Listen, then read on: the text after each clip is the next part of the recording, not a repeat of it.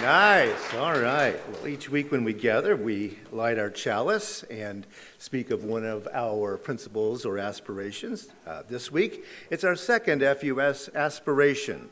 We aspire to make the change we need for a more just, compassionate, and peaceful world.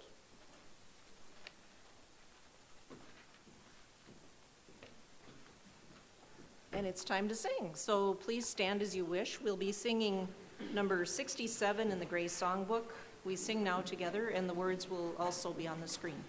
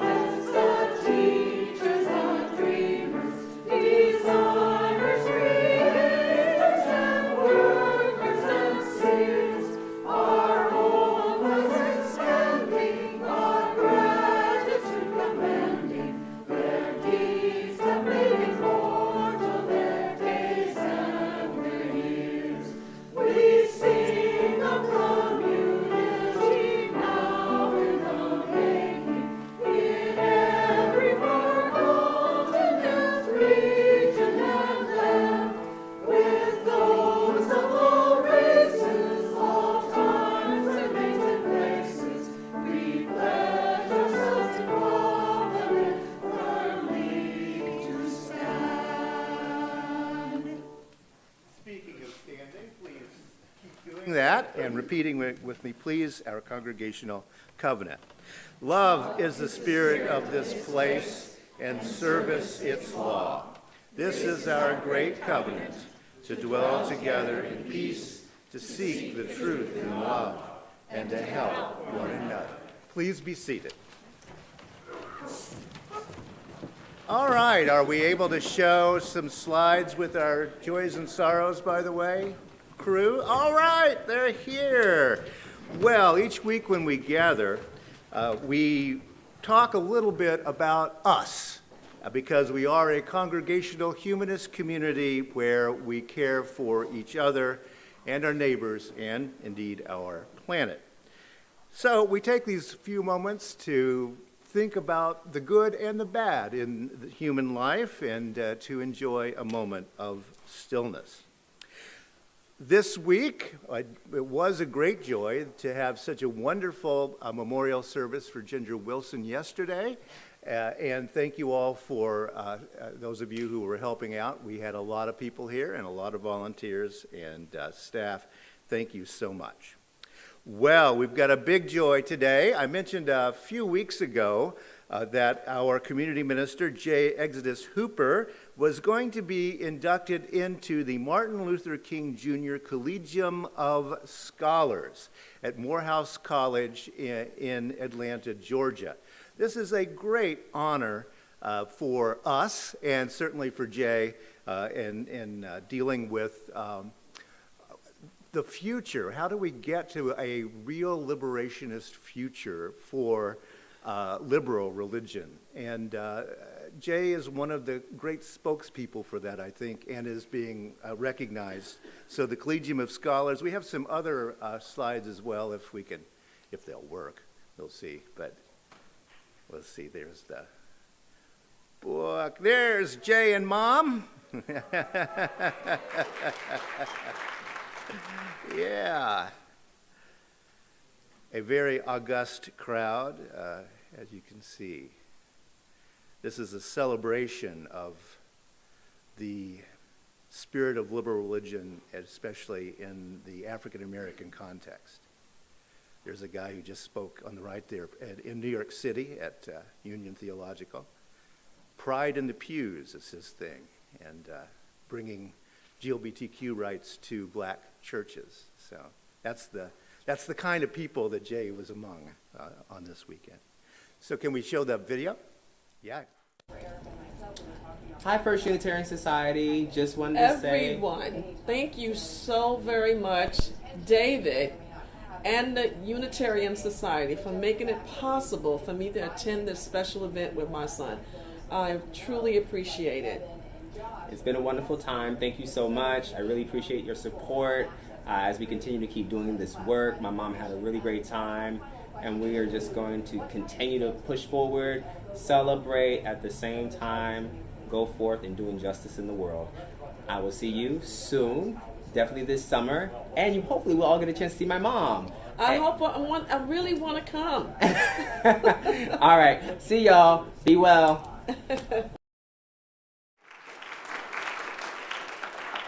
Some of you know that I made an executive decision. Jay was so kind to invite me down there, and I would love to have gone. But Jay's mom needed a little help, and so you, the people of First Unitarian Society, helped out sending her to Atlanta so that she could enjoy this great honor for her son. Yeah. Downstairs, after assembly today, stop off and fill out some cards for some of our shut-ins. And we will now take a few moments to reflect on the violence and oppression in our world and reflecting on those who seek to comfort the suffering and to work for justice.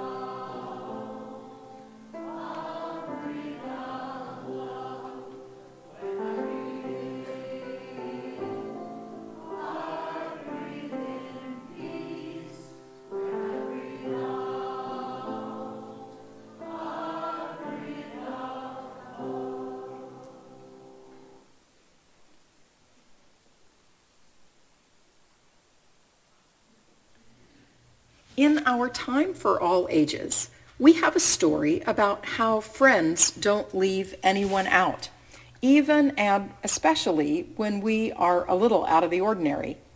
The main character has a pet tiny elephant, and they go to the pet club only to be rejected.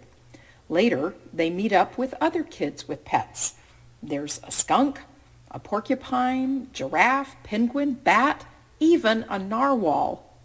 Have you ever felt left out because you were a little different? How have friends helped you feel included? Do you think you could be the kind of friend who could help someone else feel included? Check out this story, Strictly No Elephants, and ask yourself which pet club you would like to be a part of. Welcome back to Read With Me Fun. Today's story is Strictly No Elephants, written by Lisa Mantichev, illustrated by Taeyeon Yu. Welcome back to Read With Me Fun. Today's story is Strictly No Elephants, written by Lisa Mantichev, illustrated by Taeyeon Yu. The trouble with having a tiny elephant for a pet is that you never quite fit in. No one else has an elephant. Every day I take my elephant for a walk. His is a very thoughtful sort of walk. He doesn't like the cracks in the sidewalk much. I always go back and help him over. That's what friends do. Lift each other over the cracks. Today, I'm walking my tiny elephant to number 17. It's pet day, and everyone will be there.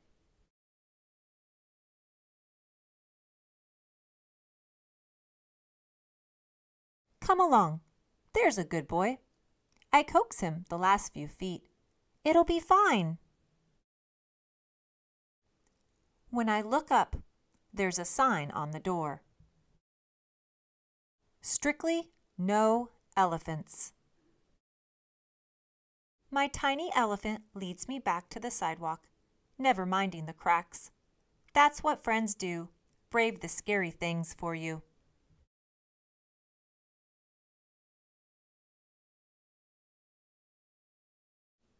Did you try to go to the pet club meeting too? The girl asks.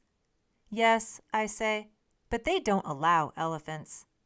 The sign didn't mention skunks, the girl says, but they don't want us to play with them either. They don't know any better, I tell her. He doesn't stink, the girl adds. No, he doesn't, I agree. What if we start our own club? Come along, I say, making certain that my tiny elephant follows me, because that's what friends do, never leave anyone behind.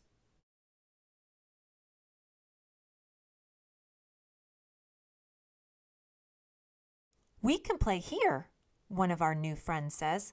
All of us. So we paint our own sign. All are welcome. My tiny elephant will give you directions if you need them. Because that's what friends do. The end. Thank you for joining Read With Me Fun. Come back for more of your favorite read-alouds, and please remember to hit the subscribe and like button. All right, yes. Now let us sing our children to class. The words are on the screen.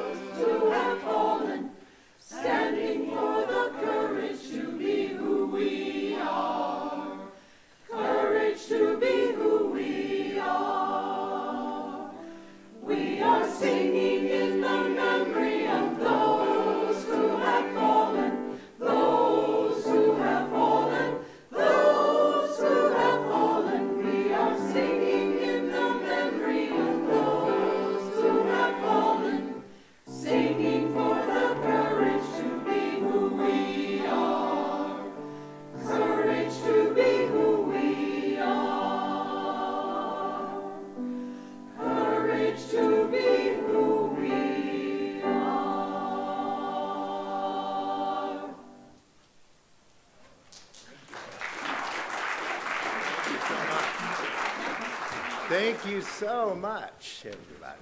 And thanks to the tech crew for keeping at it, by golly.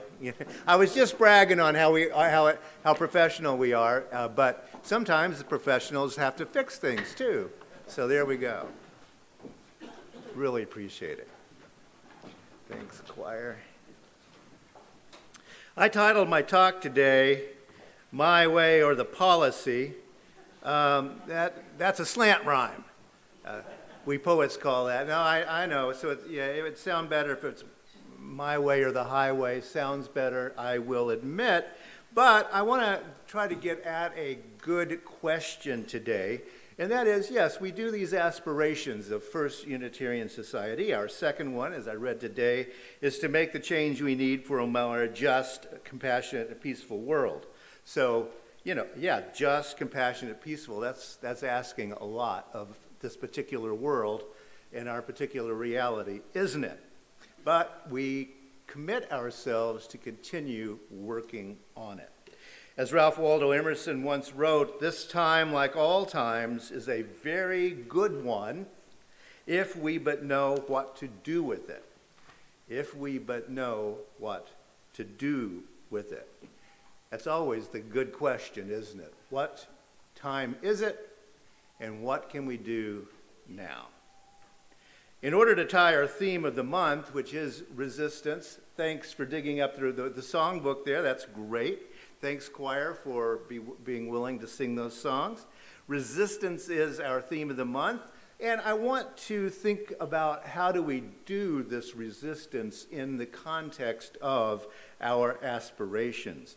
And I want to start with a consideration of what a hero even is. And I will proceed from there to a consideration of the challenges from times past, and I hope I'll finish today with some suggestions and ideas. Well, what is a hero? I'm going to start in what might appear to be an odd spot, but you can vicariously experience what it's like to be in my mind, right? This is an album cover from 1968. Some of you jazz aficionados know it well. This is Thelonious Monk's recording of the album Underground, an incredibly complex photo if you begin to look at it, and it grows more complex the longer that you look at it. There's just a lot going on. All right, so here's your music trivia of the day. Yes, I used to be a disc jockey. The album cover of the Bob Dylan album Basement Tapes is an homage to Thelonious Monk's album.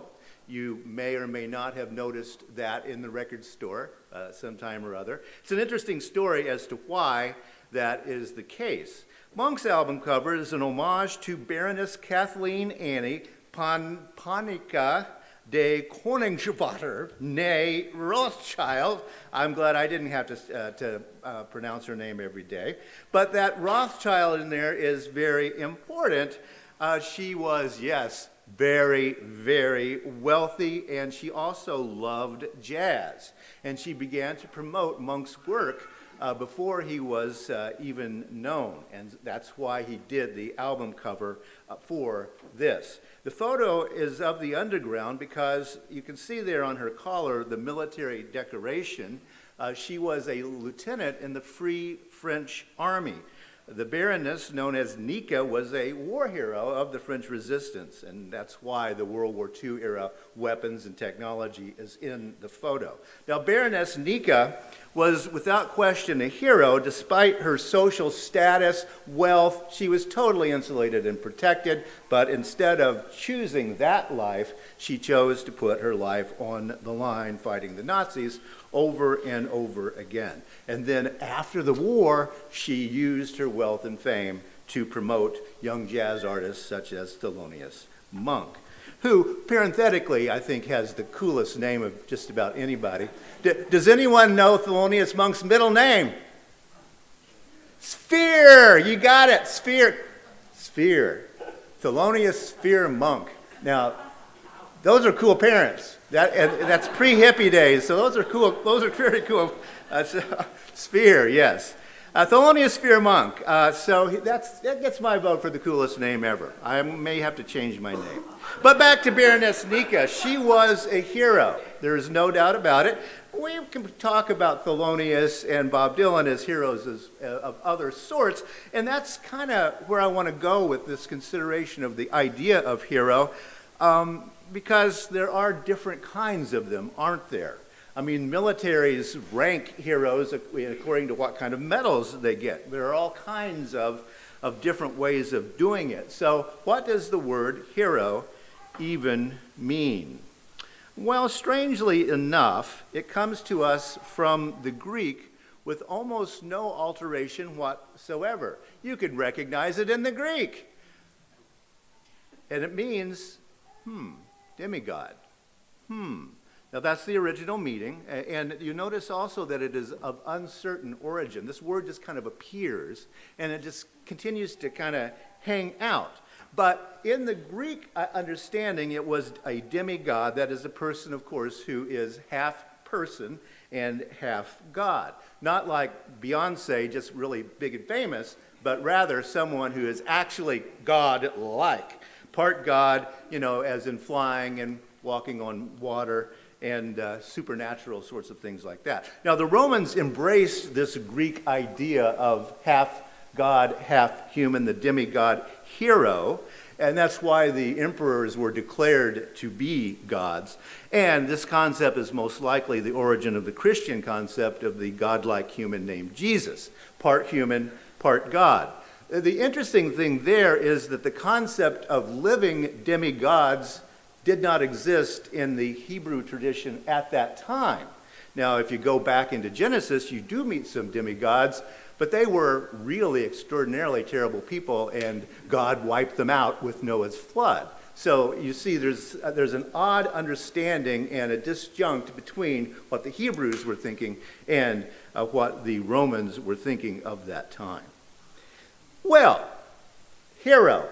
Thanks to our archive committee, we've got, raise your hand, archive committee, is Wendy here as well? We've got three very dedicated archive committee members, and they've been digging around in our really cool archive. And for today at noon, they have dug up John Dietrich's address. He called them addresses, as I call mine talks. We humanists can't do sermons, right? So there you go.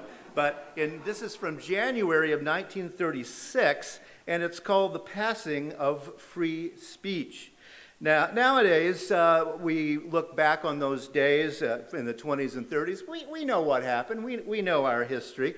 Do notice that the building used to be at 1526 Harmon Place. That was the second location for buildings. This is the third building for First Unitarian Society. So we used to be a little closer to Loring Park over there. In his address, The Passing of Free Speech, Dietrich reports that he's just returned, for the days you could do that sort of thing, 2 months in Europe he had just spent, sailing over, sailing back, and 2 months in specifically Italy and Germany in 1935. All right? Well, springtime in Italy for El Duce, right? And springtime in Germany for Hitler. And when I reflect on that world situation in those mid-1930s, I always think of Charlie Chaplin's masterpiece, Modern Times, that great movie. If you haven't seen it, you really oughta, because I think he really caught the spirit of the age, made in 1935, released in 1936. Now, Chaplin's movie begins with a scene of a herd of sheep, then cuts to workers getting off the subway. It's not very subtle what he's saying there, right? Chaplin was good at not being subtle sometimes. Chaplin plays a factory worker who is innocent of his exploitation. You see how much he enjoys his job as he's being ground through the gears of the factory. He's just a happy working guy. The next slide is of the feeding machine. Some of you know this is a very famous way of looking at how technology works. Yes, watch it. You can watch just that section on YouTube. But the idea here is that human beings are being nailed down into the mechanics, the cogs and wheels of the factory life. And the exploitation just won't stop. Hilarity, of course, ensues with the feeding machine, as you might know. Now, the movie poster from the time sums up graphically what people were feeling about what was happening in our societies. We humans are condemned by these modern times to make a mad dash for freedom across the cogs of the machines, it's saying. And John Dietrich framed the question in that address you're going to be looking at today this way. He said, "The bigger and more complicated the machine grows, the more insignificant a cog in it does the individual become. Where it will end, none of us can see." Now, in the plot of Modern Times, Chaplin's character accidentally becomes a leader of the Socialist Workers' Revolt, right?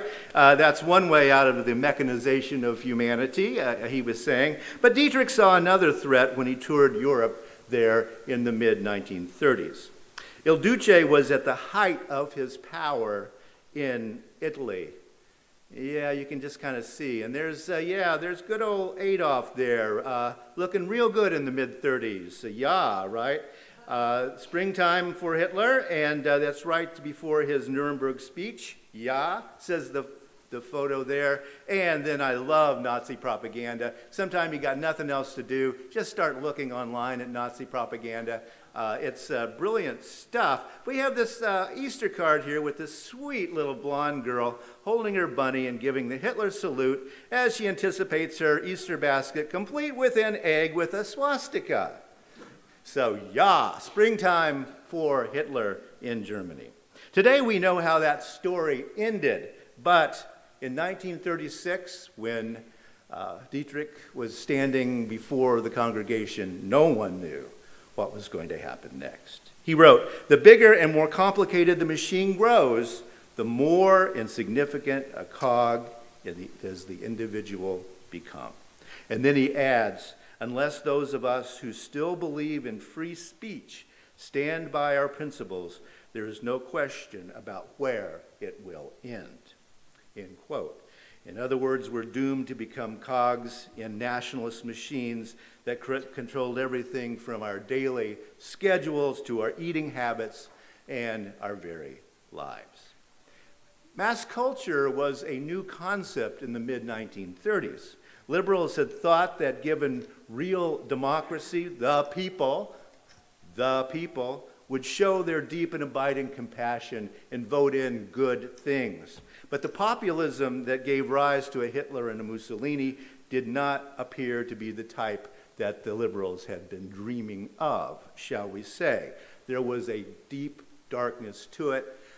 Dietrich did understand German. He grew up in a German-speaking home, so he knew what was going on quite well.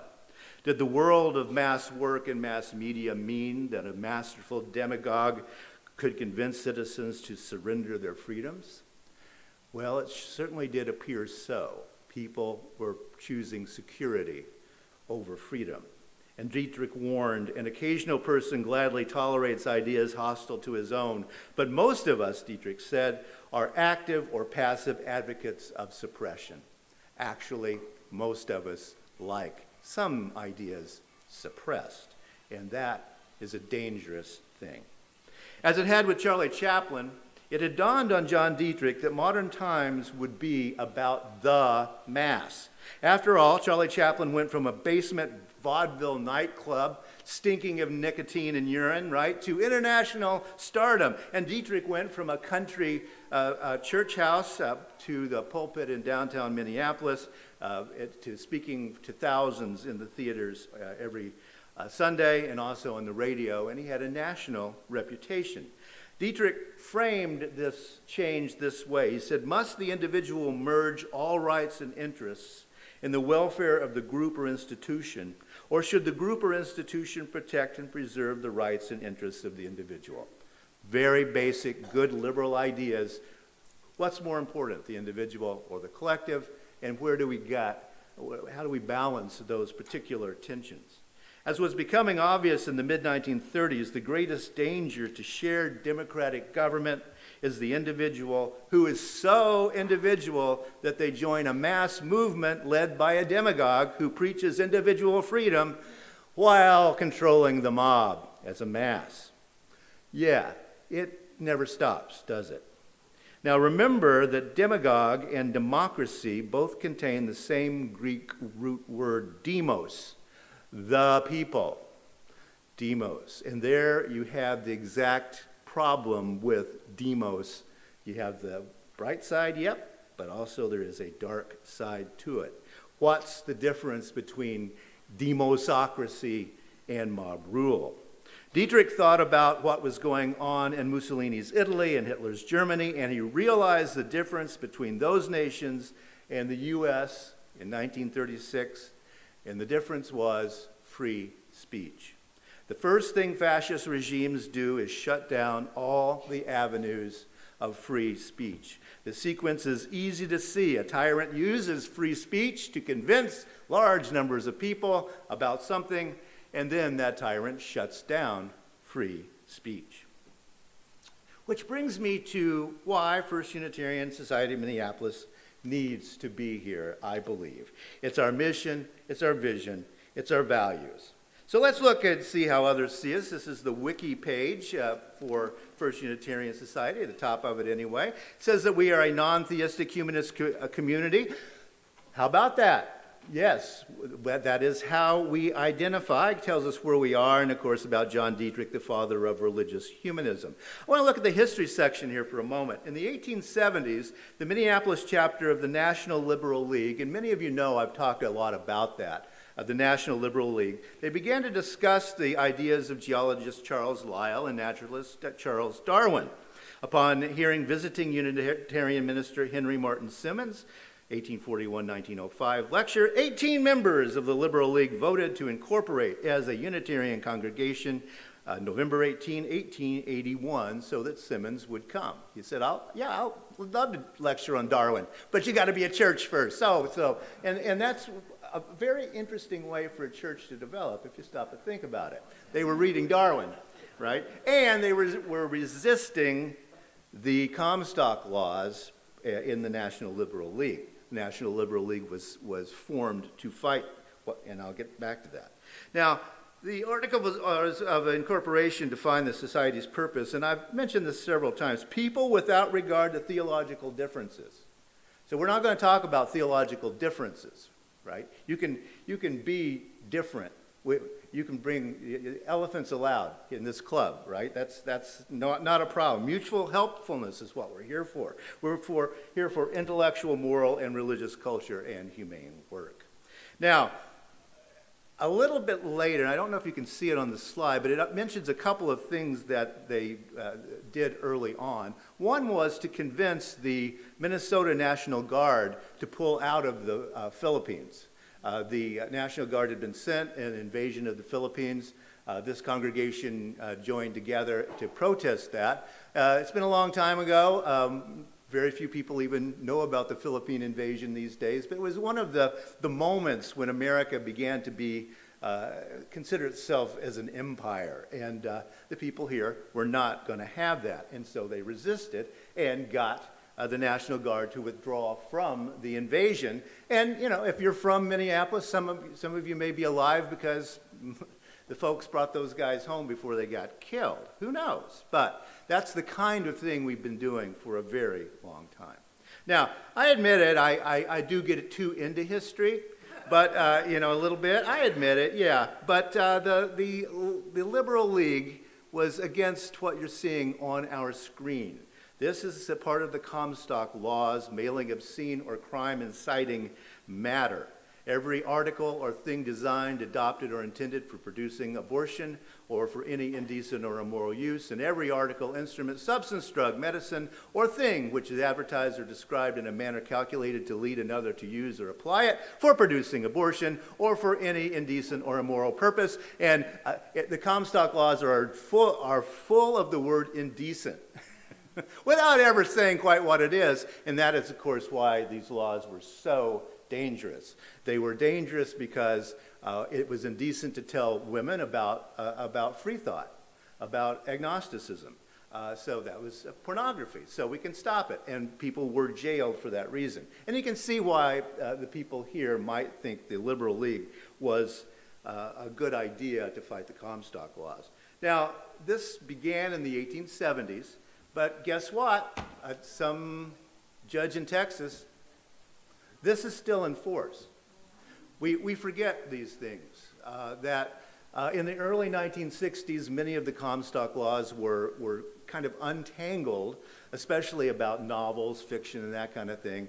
But that was the early 60s, and since that time, very little has been done with these particular laws. So they got chipped away, but they are still there, as is the law about eugenics, a Supreme Court decision. These things are all there waiting to be dug up by people who think it's a really good idea. So every article, every incident, you see the problem. So who's a hero? Well, you and your forebears here were heroes fighting that kind of stuff. We're part of a chain of people stretching back through the years, all the way back to the 1870s, who have insisted that that kind of stuff is not about freedom. Are we perfect? Well, of course not. But the thing to look at in the terms of our history of progressivism is that we've been right more often than we've been wrong. So that's a pretty good track record when you're talking about 150 years. Right? So, our forebears here at FUS were heroes. You are heroes of the resistance, and you must keep fighting it, because actually it's a series of resistances, right? There's this one, and then there's another one, and how many have there been in our lifetimes? You and me were the willing inheritors of that kind of resistance, because Emerson was right. This time, like all times, is a very good one if you know what to do with it. What is the most effective way to achieve our second aspiration? Well, that's the problem, isn't it? All the ways are the right way. We have to do all of them. Everybody wishes there were a magic wand to fix these injustices. Sometimes getting out in the street and marching is just what we need to do. And other times we have to sit at that darn Capitol, and it feels like you're just watching paint dry, doesn't it? The rule of law, however, is frustrating and slow, but it's a very good idea. The track record of this congregation is clear. If justice means getting out in the street, we will do that. If it means going to the Capitol, we will do that, because Dietrich said a long time ago, quote, "Unless those of us who still believe in free speech stand by our principles, there is no question where it will end," end quote. We, heroes, all of you, believe in free speech. We believe in our principles. And we invite everyone to join us in the underground, dancing on those cogs and wheels, because the machinery of oppression is always there. But we want to share, as the first manifesto said, a shared life in a shared world for everyone. Thank you, heroes.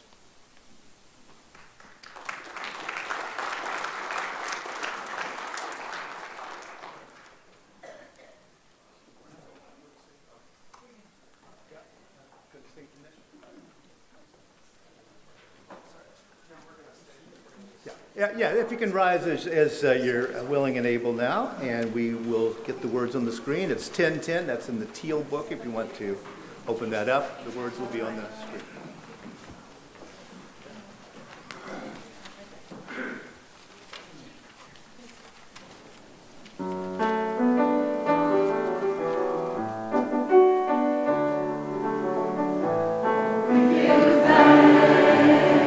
For this precious day, for all melody.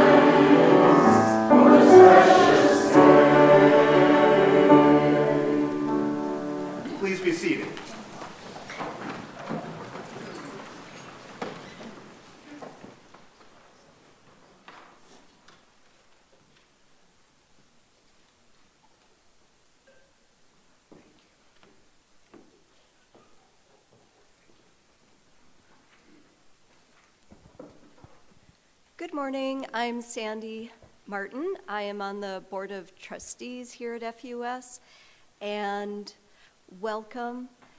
I was thinking about the story of Jay's mom getting some help from FUS to travel for Jay's, is it what celebration? Induction. That's what I was going to say, induction.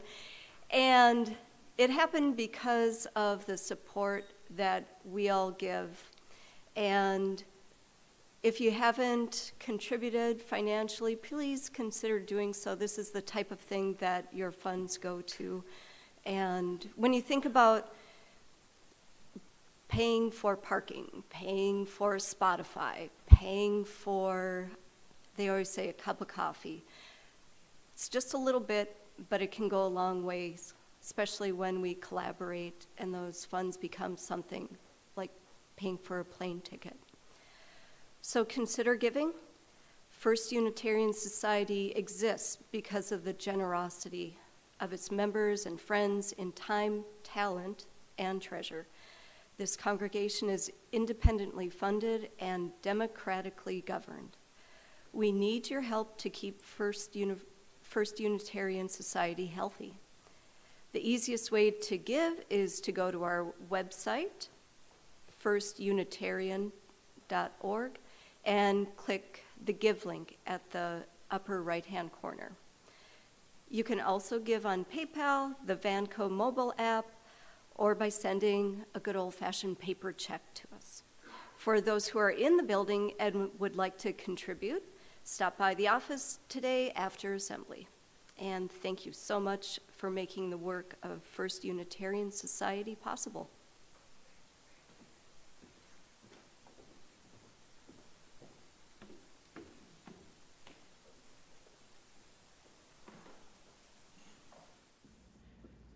The FUS annual auction is next Saturday, April the 22nd. Bidding is now open for silent auction items, but you'll need to be registered first. Open the FUS webpage and click on the Annual Auction tab. The new auction page will open where you can register. Fill in your information and select a username and password. The annual auction page shows all the items being offered at both the online and live auction. There's a bountiful selection of items: a lobster dinner, a Swedish dinner, a Puerto Rican dinner, a farm-to-table dinner, and barbecue and brew. Family outings, weekend getaways at beautiful cabins, seaquest adventures that will get us together, like bicycle rides, a tour of the Capitol grounds, ethnic cooks tour, a pool party, artworks, bookstore gift certificates, computer tablets, pottery, baked goods, pet care, lawn care, opportunities to learn from others like cooking lessons, sailing lessons, and a lot more. So many things to choose from. You won't want to miss out. Silent auction bidding online is now open, and bidding will continue until the live auction begins at 6:30 p.m.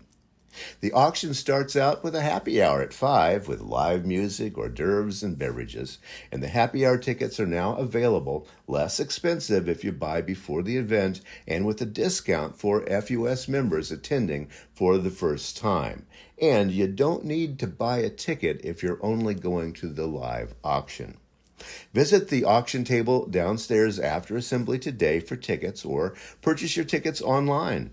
If you can't make it to happy hour, feel free to come for the live auction starting at 6:30. If you can't be there in person, you can assign a proxy to bid on live auction items on your behalf.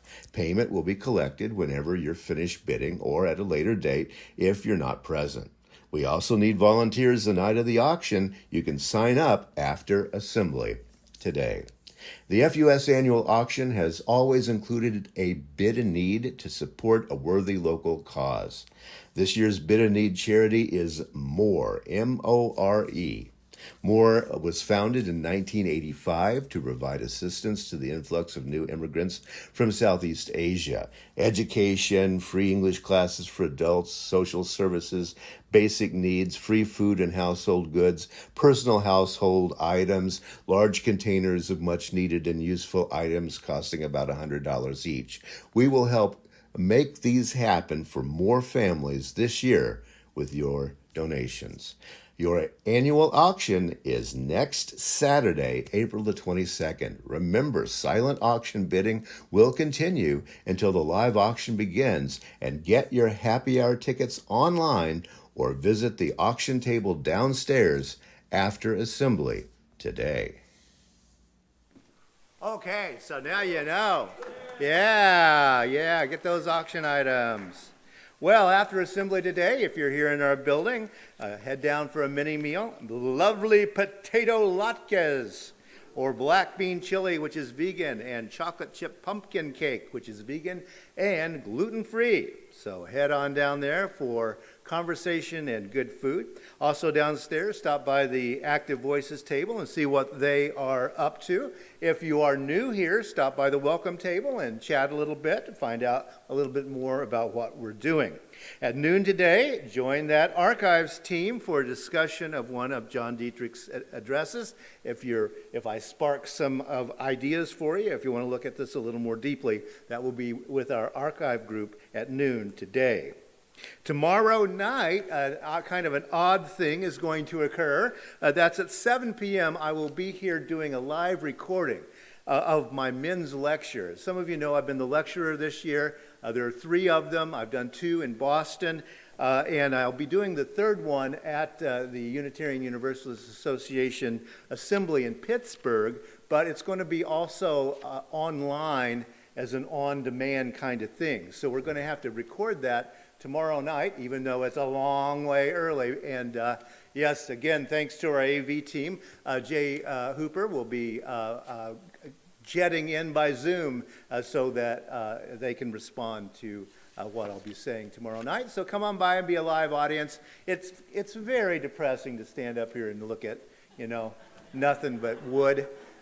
So yes, it's great to see smiling faces, although I don't think there are any jokes in this. You're committing to 40 minutes of no joke, but sorry, that's the way. Yeah, you can just stay on your smartphone, whatever. Yeah, and to find out all the cool things going on at First Unitarian Society, go to our website and sign up for especially our Friday update that really keeps us. Really tells you what we are doing all the time. We will extinguish our chalice now. If you will repeat with me our extinguishing the chalice words. We extinguish this flame, but not the light of truth, the warmth of community, or the fire of commitment. All of these we carry in our hearts and in our minds until we are together again.